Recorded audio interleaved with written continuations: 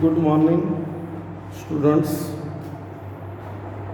આપણે આંકડાશાસ્ત્રની અંદર છેલ્લે ઉદાહરણ નંબર 22 સુધી ભણ્યા હતા બીજા ચેપ્ટરમાં. હવે આપણે ઉદાહરણ નંબર 23 જે છે એનો અભ્યાસ કરીએ છીએ. એક ઇલેક્ટ્રોનિક સાધનોનું માર્કેટિંગ કરતી એજન્સી એલઈડી ફિટિંગ્સના વેચાણ અને નફા વચ્ચેનો સંબંધ જાણવા જુદી જુદી ઇલેક્ટ્રિક કંપનીના વેચાણ અને નફાની માહિતી નીચે મુજબ મેળવે છે. આ માહિતી પરથી વેચાણ અને નફા વચ્ચે ક્રમાંક સહસંબંધાંક શોધો. હવે તમારે શબ્દ જે યાદ રાખવાનો છે. શું શબ્દ યાદ રાખવાનો છે? ક્રમાંક સહસંબંધાંક શોધો. Example number 23. x અને y. x ની અંદર 25, 58, 215, 72, 58, 25, 90 અને 162, 65, 140, 500, 115, 65, 220 અને 340. સૌપ્રથમ આપણે x માં નંબર આપીશું તો rx અને y ના નંબરને કહીશું r. x માં સૌથી મોટી સંખ્યા કઈ છે? 215 તો 1. ત્યારબાદ 162 તો 2. 162 પછી મોટી સંખ્યા કઈ છે? 90 તો 3. 90 પછી મોટી સંખ્યા કઈ આવે છે? જો 90 પછી શું આવે છે? 72 તો 4. 72 પછી 58 બે વખત છે. આને શું કહેવાય? અવલોકનમાં ટાઈ. ત્યારે શું કરવાનું? કેટલામો નંબર આયા હતા? 5મો વત્તા છઠ્ઠો ભાગ્યા 2 તો 5.5.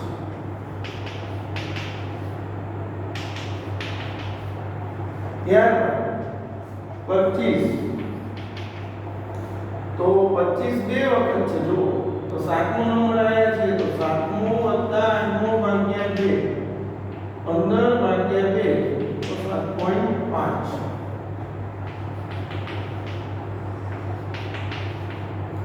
હવે y ની અંદર સૌથી મોટી સંખ્યા કઈ છે? 500. 500 પછી 340,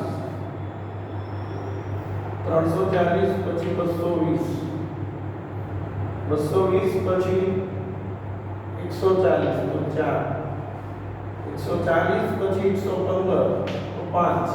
હવે તમે જો 65 ત્રણ વખત છે તો કયો નંબર આવ્યા છે? છઠ્ઠો, 7મો અને 8મો. 24 ભાગ્યા 8 ને 7 15 ને 21 ભાગ્યા 3 એટલે 7. 65 ની સામે આપણે શું લખીશું? 7. b બરાબર rx માઈનસ r. 7.5 માઈનસ 7 કરો તો 0.5. 5.5 માઈનસ 4 કરો તો 1.5. 1.1 માઈનસ 1 તો 0. 4 માઈનસ 5 માઈનસ 1. આમાંથી આ માઈનસ કરો તો 1.5. 0.5 0 અને 0. ખાસ ટોટલ કરી લેવાનું. જો ટોટલ સેમ આવે માઈનસ 0 થઈ જવું જોઈએ. આ જો ડોટ ને કઢી એટલે 0 એટલે આપણો દાખલો સાચો છે. d સ્ક્વેર 0.25 0 1 2.25 25 0 અને 0 2 ને 3 ને 5 ને 6. હવે આપણે જે CF શોધવાનું હતું મેં તમને યાદ કરો કે સમજાવેલું છે. પહેલા શું લખવાનું? પુનરાવર્તિત અવલોકન, પછી પુનરાવર્તનની સંખ્યા અને CF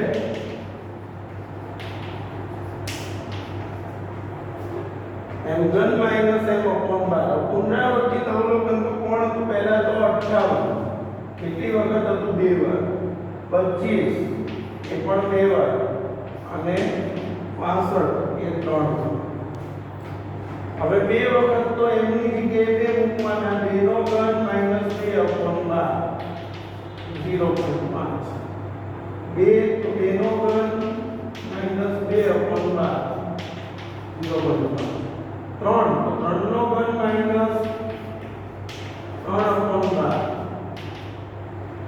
એટલે 24 ભાગ્યા 12 એટલે 2 ને તો અઢી ને 3 હવે સૂત્ર શું છે r બરાબર 1 માઈનસ 6 સિગ્મા d સ્ક્વેર વત્તા cf n square minus 1 sigma d square 6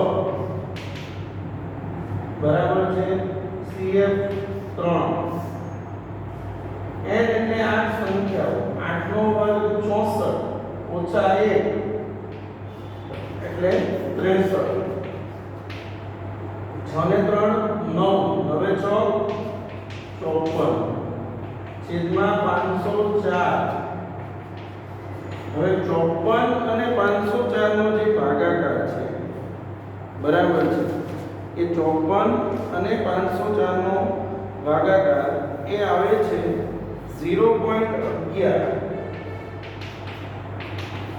તો જવાબ આવશે 0.11 આ થયું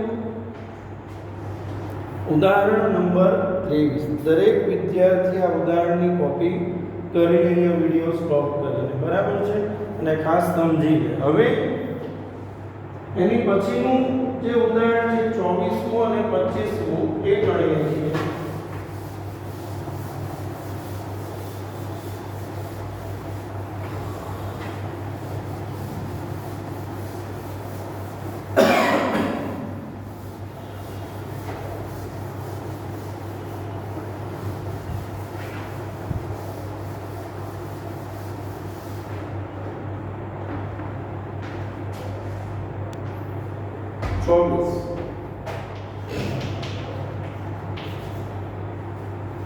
એક ટ્રાન્સપોર્ટ કંપની માટે ડ્રાઈવરનો વાહન ચલાવવાનો અનુભવ અને તેના દ્વારા થયેલા અકસ્માતની સંખ્યા વચ્ચેનો સંબંધ જાણવા 8 ડ્રાઈવરને n બરાબર 8 વાહન ચલાવવાનો અનુભવ અને અકસ્માતની સંખ્યા આપેલ ક્રમો પરથી ક્રમાંકોના તફાવતોના વર્ગોનો સરવાળો ક્રમાંકોના તફાવતોના વર્ગોનો સરવાળો આ શબ્દ યાદ રાખવાનો ક્રમાંકોનો તફાવત એટલે rx r એટલે d મળે એનો વર્ગ એટલે d સ્ક્વેર અને એનો સરવાળો એટલે સિગ્મા d સ્ક્વેર જો ક્રમાંકોનો તફાવત એટલે d એનો વર્ગ એટલે સ્ક્વેર અને સરવાળો એટલે સિગ્મા તો આને શું કહેવાય સિગ્મા d સ્ક્વેર બરાબર 126 ક્રમાંક સહસંબંધાંક શોધો આનું સૂત્ર છે 1 - 6 સિગ્મા d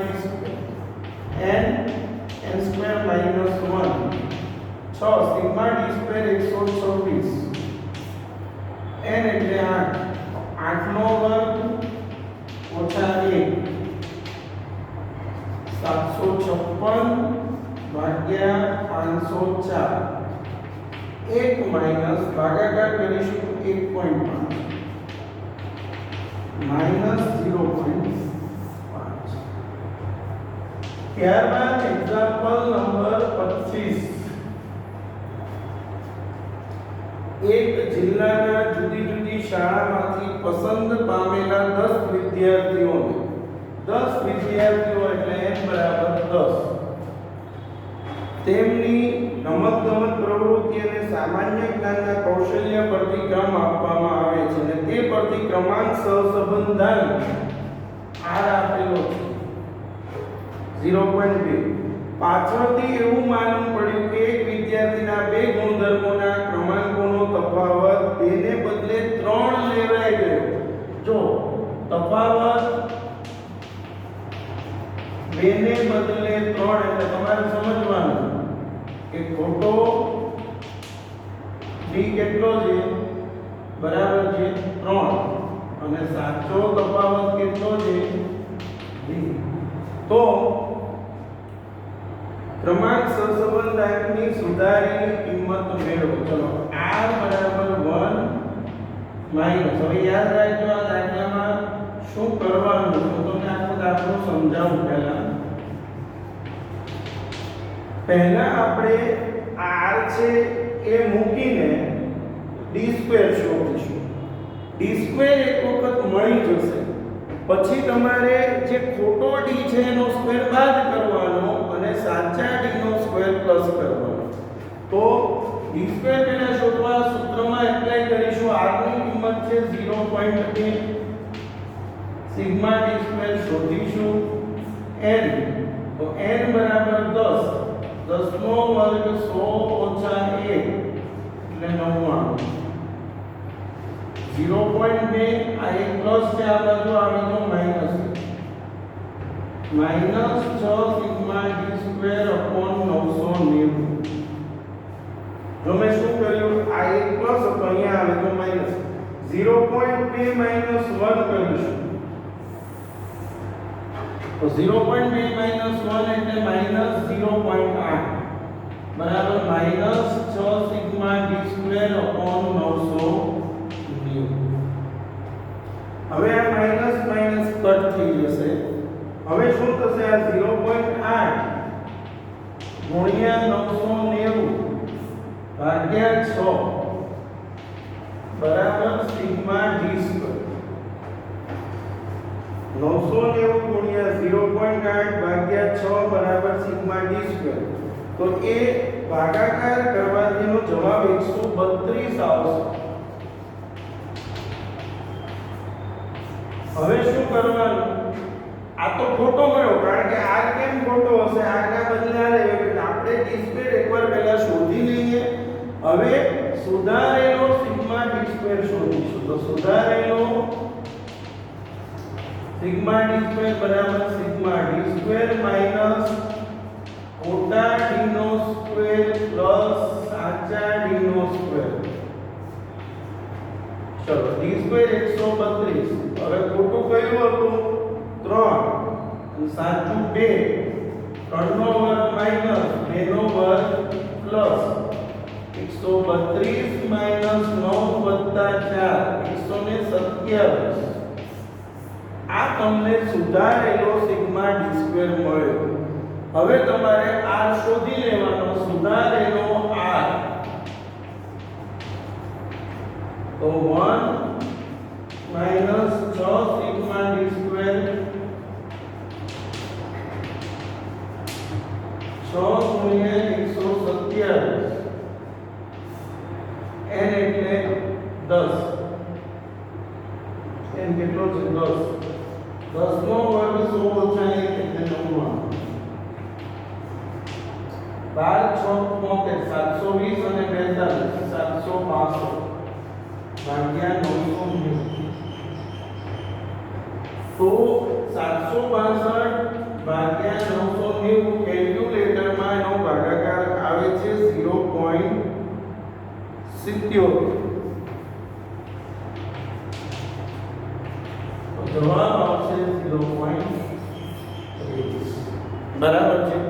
આ આપણે સુધારેલા d નો દાખલો ગણ્યો. હવે સેમ આવા દાખલા ટેક્સ્ટબુક ની અંદર જે છે બીજા બે હજી એ પણ આપણે ગણીએ છીએ. પહેલા દરેક વિદ્યાર્થી આ કોપી કરી લે. હવે 2.3 માં આમ તો મેં તમને 1 થી 6 દાખલા હોમવર્કમાં આપેલા છે, બરાબર છે. 1 થી 6 દાખલા. અત્યારે આપણે 7મો અને 8મો એ દાખલા ગણવા છે. પણ પહેલા એવું કરીએ, એક દાખલો તો પણ વધારે ગણાવી દઉં છું હું. આપણે છે ને દાખલા નંબર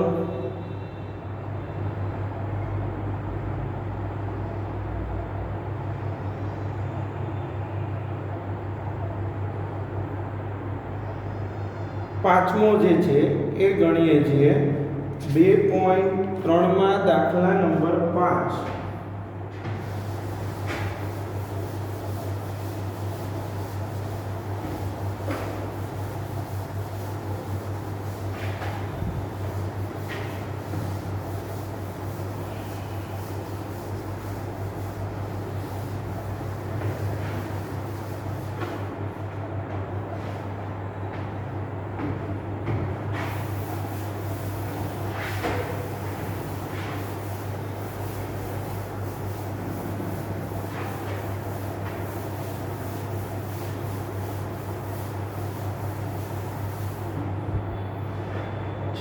2.3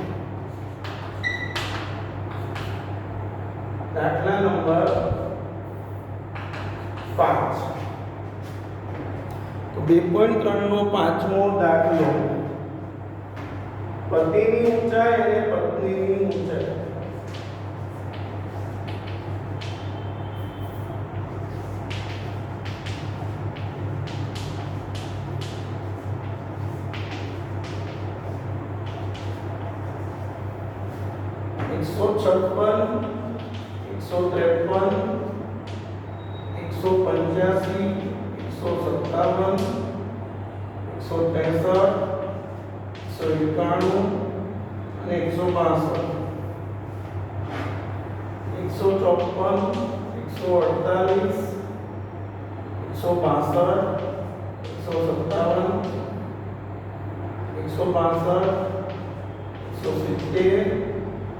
એકસો 154 હવે x માં નંબરને rx અને y માં નંબર તો r. ચલો rx અને r.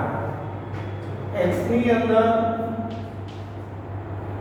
સૌથી મોટું 191 એક નંબર 191 પછી મોટું 185 બે નંબર 85 પછી મોટું 163 તો 3 163 પછી 162 તો 4 પછી 157 તો 5 156 તો 6 ને 153 તો 7 y ની અંદર સૌથી મોટું 170 1 પછી 162 તો 2 62 પછી કોણ મોટું છે જો 62 સોરી કેટલી વખત છે 62 બે વખત છે ને તો 162 માટે શું કરવાનું બીજો વત્તા ત્રીજો ભાગ્યા 2 તો 2.5 તો 162 ની સામે શું આવશે 2.5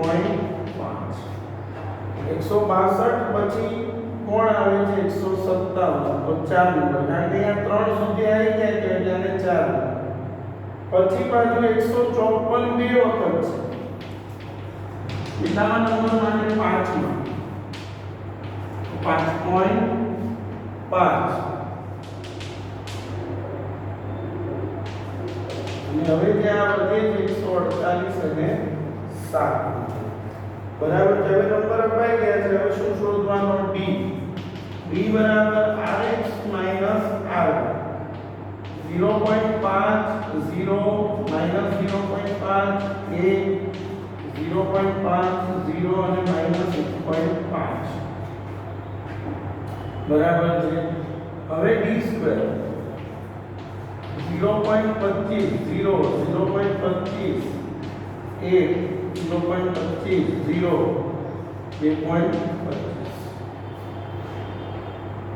2.25 અઢી 3.5 અને 4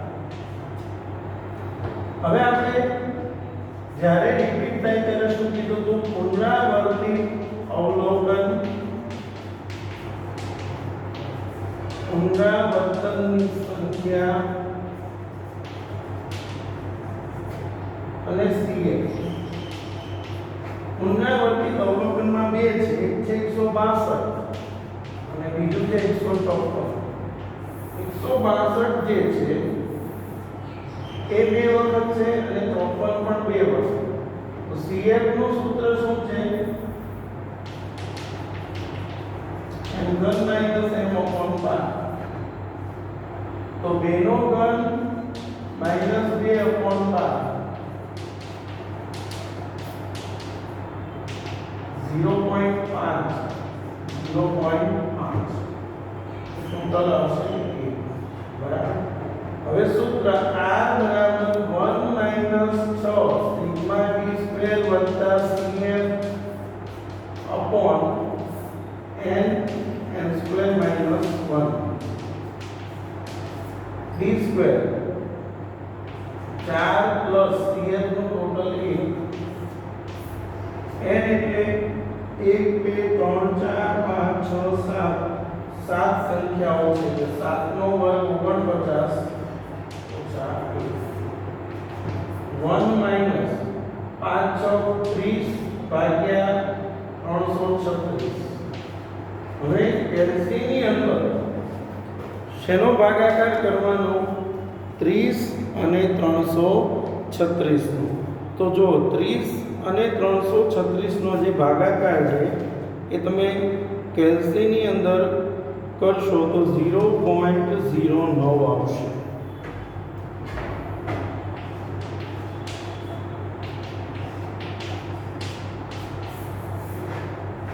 એટલે આ થયો આપણો દાખલા નંબર